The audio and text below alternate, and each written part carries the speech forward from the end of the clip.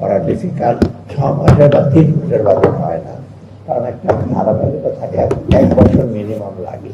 আমরা করবো, করার পর যদি তারাই আসবে, তারা যদি মনে করে রিভাইজ তারা বলে আমরা রিভাইজ বাজেট করি 3 তাই না, আমরা খুব বেশি হাত দিইনি, আমরা রিজার্ভ।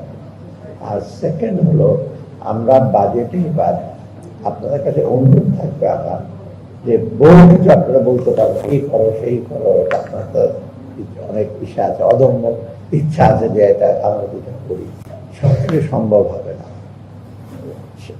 সম্পদ, তারপরে সময়, সব মিলে, এবং আমাদের জন্য আবার ম্যান্ডেটও এখন না যাবো করে করবো।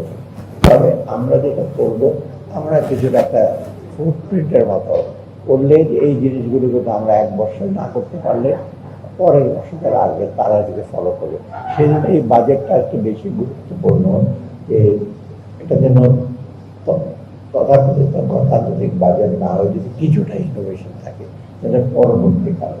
অতএব আমাদের চ্যালেঞ্জগুলো আপনাদের মূল্যস্ফীতি, তারপর আপনার ফরেন রিজার্ভ বিষয়ে আপনার কাজ করছে, ব্যাংকিং সেক্টরে লিকুইডিটি প্রবলেম আছে, ব্যবসাটা বন্ধ হয়ে গেছে তাই না, বড় ব্যবসা বলুন ছোট ব্যবসা বলুন, কর্মসংস্থান আমাদের সাথে বড়। আর তারপরে আপনার অধিকার, যে সামাজিক বৈষম্য দিন দিন বাড়ছে তাই না, অর্থনৈতিক সম্পদের দিক, আয়ের দিক থেকে সেটাকে কমানো যায়, সামাজিক সেক্টর কীভাবে আরো বেটার করা যায়, শিক্ষা এবং বিশেষ করে প্রযুক্তিতে আরো বেশি আমরা যেন দিতে পারি, এইগুলো আমাদের থাকবে মেইন ফোকাস আমাদের আপাতত চিন্তা। আর ওইদিকে সংস্কার আমরা করবো, এনবিআর এর সংস্কার করবো, ট্যাক্স রিভিউর বাসা যায়, করাপশন কীভাবে কমা যায়, ট্যাক্স কালেক্ট করবো। অর্থাৎ এই প্রেক্ষিতে আপনারা যেগুলো বলবেন সেটা যেন আসল বাস্তবায়ন হয়। এখন যদি আপনি যদি বলেন যে একদম পুরা আপনার ব্যাংকিং থেকে পুরো আইন টাইন, ক্যাপিটাল সেক্টর যে আইন টাইন সব চেঞ্জ করে দেন, এগুলো হবে না।